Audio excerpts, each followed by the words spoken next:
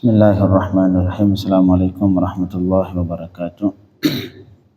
Alhamdulillah wassalatu wassalamu ala Rasulillah wa ala alihi wa sahbihi wa man tabi'ah, amma ba'd.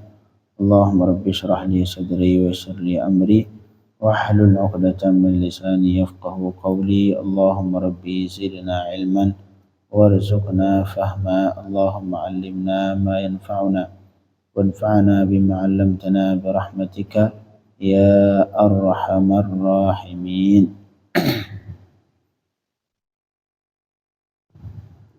Jemaah maghrib yang dirahmati Allah Subhanahu wa taala, kita lanjutkan fikih nikah. Insyaallah malam ini pembahasan tentang ru'yatul makhtubah wan nadharu ilaiha, tentang melihat seorang laki-laki terhadap perempuan yang ingin dilamarnya. Ada laki-laki yang pengen melamar seorang perempuan, ini dalam Islam dibolehkan, malahan disunnahkan untuk melihat terlebih dahulu. Yusannu wal musannifu rahimahullah, yusannu lil khatib idza arada nikah imra'atin wa qasada dhalika wa raja'an zahiran an yujaba ila talabih an yanzura ila wajhiha wa kaffaiha qabla al-khitbah wa in lam ta'zan lahu aw lam ta'lam bi nadhrih li'anna asy-syar'a adhina lahu wa hatta la tatazayyan lahu fayafutu gharaduh. Jadi hukumnya disunnahkan untuk seorang laki-laki yang melamar perempuan, yang berkeinginan, ya, berkeinginan melamar seorang perempuan, idza arada nikah imra'atin, apabila ia berkeinginan menikahi seorang perempuan, wa qasada dzalik wa raja'an zahiran an yujaba ila talabih, dan dia memiliki harapan bahwa bakal diterima. Jadi kalau kita yakin dari awal ini emang mustahil diterima, misalkan kita kerja pemulung, misalkan mau mengelamar anak adalah Raja Brunei, ya dari awal sedang nggak diterima, ini nggak, jangan. Ini syaratnya kita berkeinginan menikahi seorang perempuan, berkeinginan melamarnya, dan kita memiliki harapan bakal diterima insyaallah. Nah, syaratnya itu, punya harapan itu. Kalau dari awal kita yakin nggak diterima, nah nggak usah, nggak boleh ngelihat nanti. Jadi waraja, dan dia memiliki harapan bakal diterima, ayyanzura, disunnahkan untuk melihat ke wajah perempuan itu dan kedua telapak tangannya qablal khitbah, sebelum melamar, sunnah. Sebelum acara lamaran, sebelum lamaran, minta dulu, saya pengen lihat dulu. Tapi syarat seperti tadi, sudah memiliki keinginan untuk nikah. Tapi kalau masih belum punya keinginan untuk nikah, cuma sekedar pacaran, enggak boleh, haram. Ini sudah punya keinginan untuk nikah ke seseorang perempuan tertentu dan ia pengen melamarnya, disunnahkan sebelum melamar dia ngelihat. Ngelihat batasan yang dilihat apa? Ke muka dan telapak tangan, dua telapak tangan. La ilaha illallah.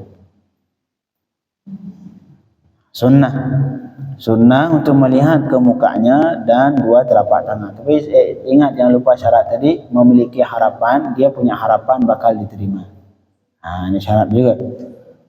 Di sini sunnah melihat muka perempuan dan kedua telapak tangannya, wa illam ta'zan lahu, walaupun perempuan itu tidak mengizinkan, boleh ngintip. Misalkan dia lagi duduk sama orang tuanya, kita sekongkol dulu sama orang tuanya sebelumnya, ntar dia pura-pura bawain air buat tamu, disitulah kita lihat. Walaupun itu perempuan misalkan saking malu nggak mau terlihat juga, disunnahkan. Sunnah kita lihat walaupun si perempuan itu tidak mengizinkan. Aw lam ta'lam binadhari, ataupun si perempuan itu tidak mengetahui kalau kita sedang melihatnya. Boleh lihat walaupun tanpa ada pengetahuan dari perempuan itu. Walaupun dia tidak mengizinkan, ataupun tanpa sepengetahuan dia, sunnah. Dan malahan kata ulama lebih baik seperti itu. Disunnahkan lebih baik melihatnya ketika si perempuan itu tidak mengetahui. Khawatirnya ntar kalau dia udah tahu bakal datang orang lamar, dihias pakai make up sebanyak mungkin. Ntar nggak marhaban. Betul diedit. Kalau sekarang bukan sekedar foto diedit, muka manusia diedit. Jadi sebaiknya melihatnya ketika dia tidak mengetahui, ketika tanpa pengetahuannya. Kita dari awal misalkan ngobrol dulu, sepakat dulu sama kakaknya, sama bapaknya untuk melihat tanpa sepengetahuannya. Itu baru kelihatan yang aslinya, muka yang asli, tangan yang asli. Tapi giliran kalau sudah dikasih tahu sebelumnya bahwa kita pengen ngelihat, apalagi kalau misalkan itu perempuan suka ke laki-laki, itu udah semua make up diulik sama dia malamnya. Makanya lebih baik tanpa pengetahuan. Lian alasannya boleh sunnah melihat walaupun tanpa izin, tanpa pengetahuannya. Lianna syara'a adzina lahu. Alasan yang pertama karena syarak mengizinkan. Sudah, kalau sudah syarak mengizinkan walaupun ia tidak izin boleh. Wa hatta malahan disunnahkan tadi melihat walau tanpa pengetahuannya dengan tujuan supaya ia tidak menghias diri. Kalau udah pakai make up udah kelihatan cantik, tiba-tiba ntar boleh kayak kira ketipu juga ntar. Padahal tujuan melihat supaya tidak tertipu. Tapi ketika kita dikasih tahu dari awal bahwa kita pengen ngelihat, dan satu lagi ketika ngelihat perempuan, kalau kata orang nggak boleh, jangan lihat waktu malam. Itu cantik, nggak ada perempuan nggak cantik kalau malam, apalagi di bawah lampu. Semua putih. Makanya kata orang jangan, kalau pengen ngelihat, kalau pengen ngelamar perempuan, ini mungkin udah bapak-bapak sudah nggak ada lagi. Maksudnya ini bukan buat bapak-bapak, buat anaknya atau cucunya. Kalau buat yang sudah di sini, yang pendengar nih, yang beriman, nggak berlaku lagi hukum ini sudah. Kecuali pengen nambah 2, 3, 4 masih. Tapi kalau untuk sementara sudah. Tapi mungkin ini untuk sekedar pengetahuan kalau ada yang tanya, atau mungkin untuk anaknya atau cucunya, hukumnya seperti ini. Sunnah melihat seorang laki-laki kepada perempuan yang ingin dilamar dan ia memiliki harapan bahwa lamarannya bakal diterima. Malahan walahu takrirun nadhari thaniyan wa thalithan idza in ihtaja ilaih. Dan malahan boleh baginya untuk mengulangi. Tadi enggak pas ngelihatnya, kurang sebentar doang, besok pengen lihat lagi, boleh? Boleh mengulang, boleh pengulangan untuk melihatnya baik kali kedua atau kali ketiga jika ia butuh. Jadi kayaknya belum pas melihat tangannya, masih belum terlalu jelas, besok pengen lihat lagi dah, boleh? Boleh, tetap disunnahkan.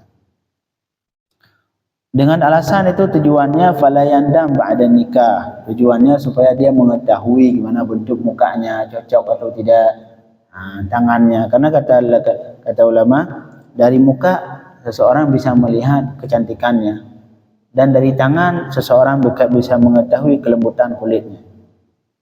Makanya syariat membolehkan 2 dong. Kalau yang lain nggak perlu, cukup 2 saja. Kalau tangannya dilihat, bagus, tapi nggak boleh sentuh. Sentuh, pegang-pegang nggak boleh, cuma lihat dong. Sunnah. La ilaha illallah. Dengan tujuan itu tadi supaya tidak supaya tidak menyesal setelah menikah. Kemudian yang selanjutnya wala yanzuru ila ma siwal wajhi wal kaffain. Tidak boleh melihat ke selain muka dan tempat telapak tangan, enggak boleh. Yang lain enggak boleh. Pengen lihat kakinya, pengen lihat lehernya, misalkan enggak boleh. Sudah. Cuman cukup dengan muka dan telapak tangan. Li'annahu aurah, karena yang lain selain muka dan tangan itu aurat perempuan, enggak boleh diperlihatkan ke laki-laki yang ajnabi. Dan kalau sebaliknya, wa yajuzu lil mar'ati an tanzura ila al-khatib. Begitu juga sebaliknya, sunnah perempuan sebelum ia dilamar boleh juga untuk melihat laki-lakinya dulu, siapa yang pengen lamar, pengen lihat dulu. Dan tiba-tiba datang orang keribu, hitam, oh pekat, miskin, wah kasihan. Maka dia boleh juga, boleh bagi perempuan untuk meminta, pengen lihat dulu calon suami yang ingin melamarnya. Keribu, hitam, udah miskin lagi, waduh kasihan. Jadi sebut sunnah. Wa yazuzu, boleh bagi perempuan untuk melihat kepada laki-laki yang ingin melamarnya, boleh. Ini sebelum lamaran saya pengen lihat dulu, ataupun ketika lamaran saya pengen lihat dulu ini abang ini cocok atau tidak. Ini semua hukum sunnah. Wal adillatu syar'iyyah katsirah, malahan dalil yang menunjukkan kesunahan melihat tadi sangat banyak. Salah satunya hadis yang diriwayatkan oleh Sayyidina Abu Hurairah radhiyallahu anhu. Kata Sayyidina Abu Hurairah, kuntu 'inda Nabi. Suatu ketika saya lagi duduk bersama Rasul. Fa'atahu rajulun, tiba-tiba datang laki-laki. Datang satu laki-laki muslim saat itu. Fa akhbarahu annahu tazawwaja imra'atan min al-ansar.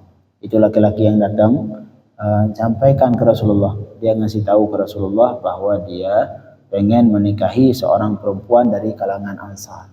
Ini laki-laki kasih tahu, ya Rasulullah, saya pengen nikah nih, ada perempuan saya mau nikah. Faqala lahu Rasul, kemudian Rasul bertanya, anazarta ilaih, udah ngelihat belum? Udah ngelihat belum itu perempuan yang pengen kamu nikahi? Qala la. Kata dia, oh belum Rasul, belum. Kata Rasul, fadhhab, sudah berangkat, fanzur ilaiha, lihat dulu. Ini syariat Islam, subhanallah. Sallallahu alaihi wasallam.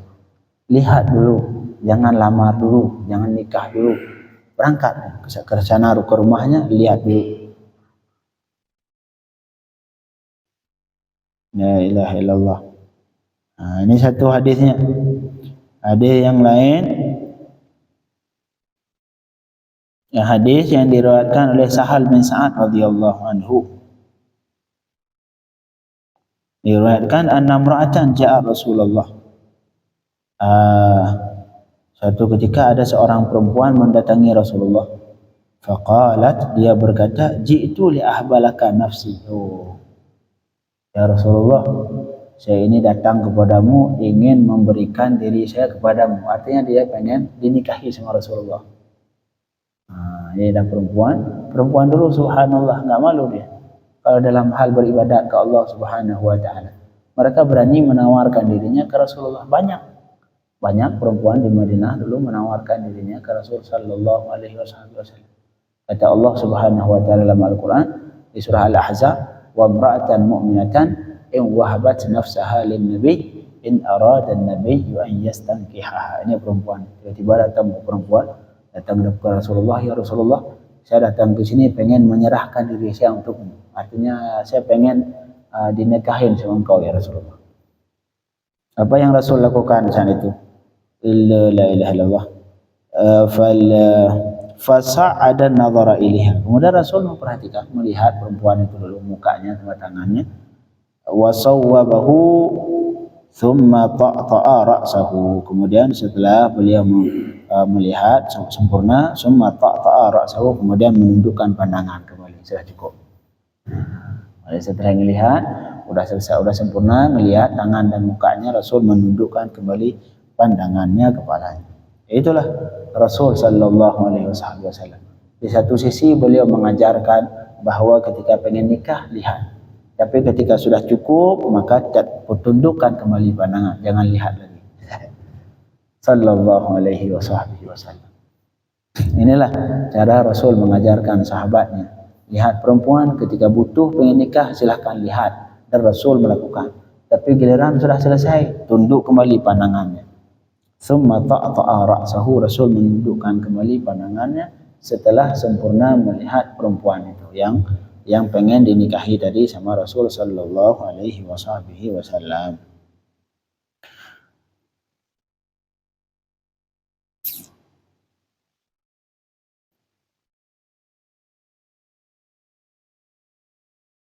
Malahan kalau di hadis yang lain makna disebutkan dalam sebagian syarah hadis tadi, makna li ahbalaka, saya memberikan diri saya untukmu ya Rasul, artinya aj'al amri laka tazawwajni bila mahrin. Artinya saya Rasul pengen engkau menikahi kepadaku tanpa mahar. Tanpa mahar. Dulu perempuan seperti itu, kalau sudah pengen nikahi Rasul maka datang langsung saja.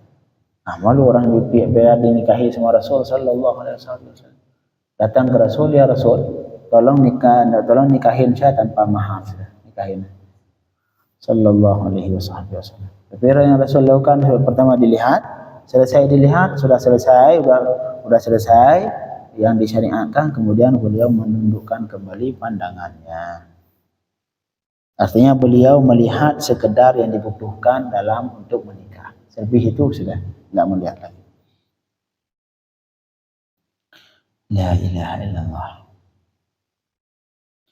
Itu melihat ya. Wa kharaja bin nadril massu fala yajuz. Tadi syaratnya yang dibolehkan cuman melihat. Kalau yang lain al massu fala yajuz, nyentuh, pegang-pegang, enggak boleh. Yang diboleh cuman melihat muka dan telapak tangan. Itla hajata ilaih, karena enggak butuh menyentuh. Ngapain sentuh pegang-pegang anak orang? Enggak boleh. Cukup dengan dilihat, untuk dilihat kecantikan, dilihat mukanya, untuk dilihat pengen lihat apakah kulitnya lembut atau tidak, dilihat tangannya. Sudah.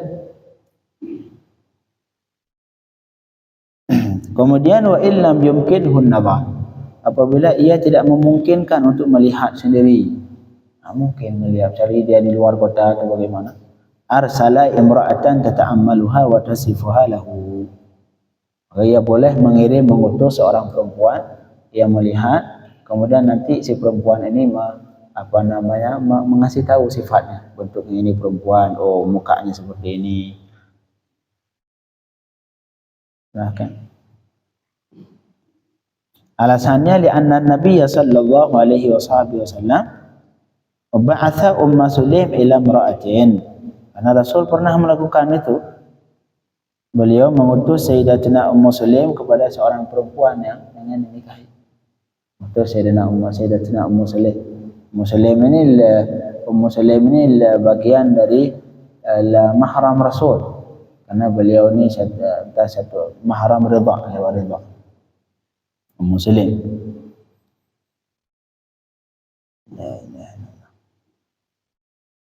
Begitu juga seorang perempuan boleh juga mengutus seseorang untuk melihat seorang laki-laki yang melamarnya.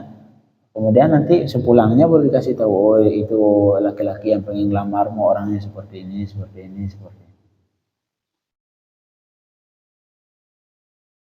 Inilah hukum tentang melihat seorang laki-laki yang ingin melamar seorang perempuan, diperbolehkan dan malahan disunnahkan.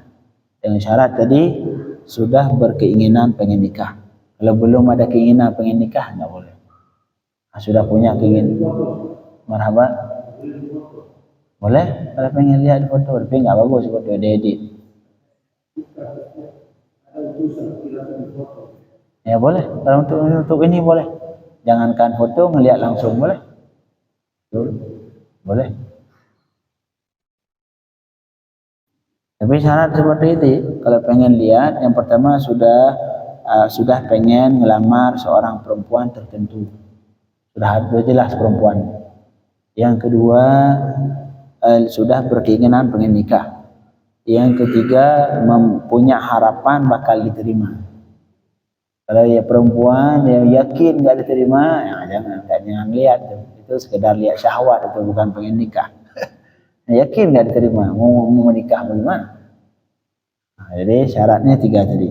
Pertama pengen nikah, yang kedua perempuannya sudah jelas, yang ketiga punya harapan bakal diterima. Saat itu silahkan lihat di muka dan telapak tangan. Tak boleh sentuh, tidak boleh sentuh. InsyaAllah untuk malam besok tentang pembahasan yang umum, tidak khusus di bab nikah saja, tentang pembahasan umum tentang hukum melihat seorang laki-laki untuk perempuan. Ini yang sekarang mungkin sudah umum bala sudah. jarang sekitar laki-laki menurunkan pandangan terhadap perempuan.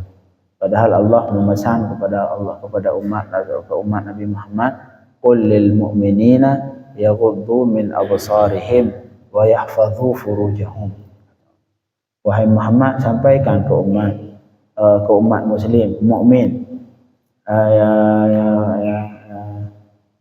qul lil mu'minina yaghuddu min absarihim, hendaklah mereka menundukkan pandangan mereka, wa yahfazu furujahum, dan mereka menjaga kemaluan mereka.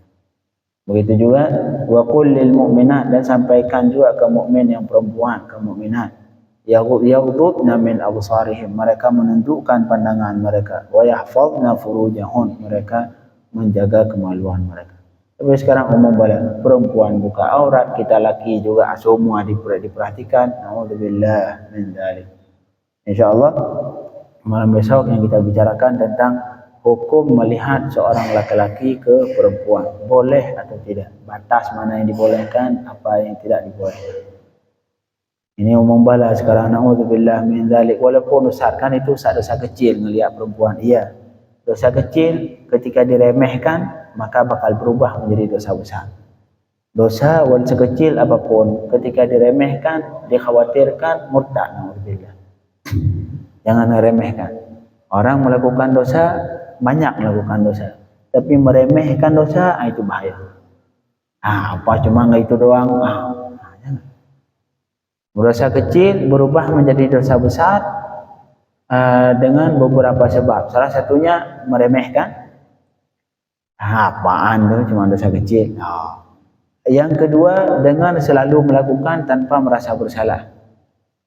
Lihat perempuan itu kan dosa kecil, Ustaz. Iya, dosa kecil, tapi setiap menit engkau lihat, setiap menit dilihat. Ya udah, berapa sudah? Kecil. Setiap menit, sehari berapa menit sudah? Na'udzubillah. Jadinya besar.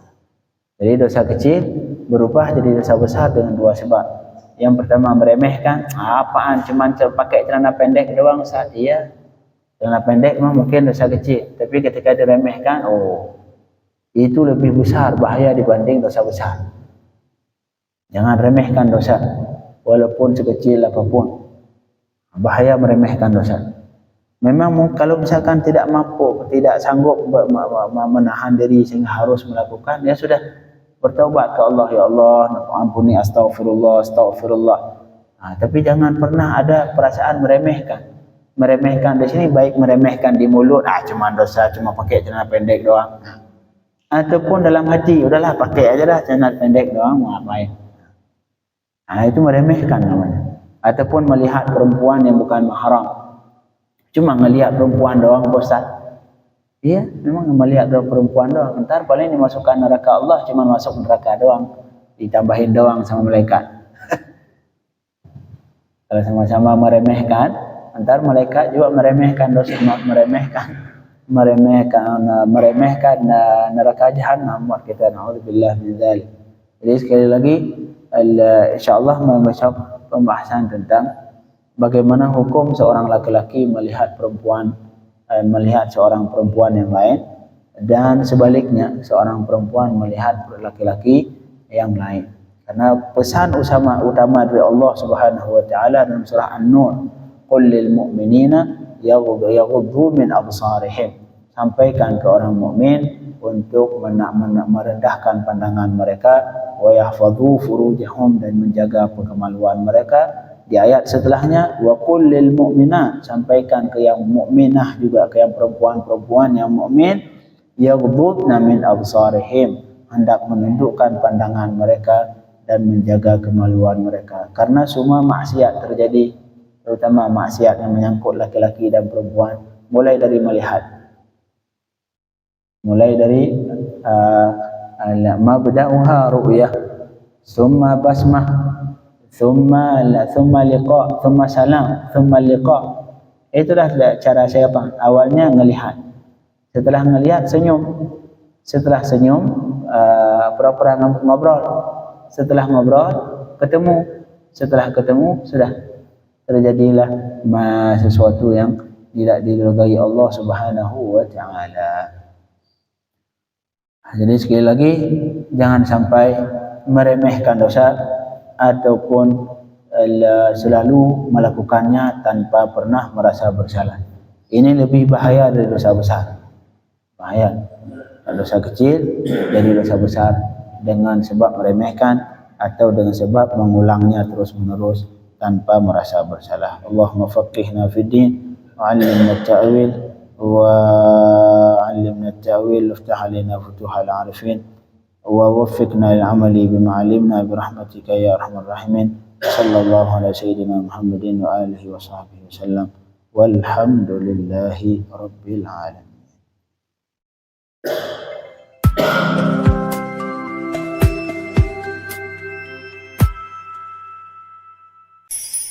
Mm-hmm.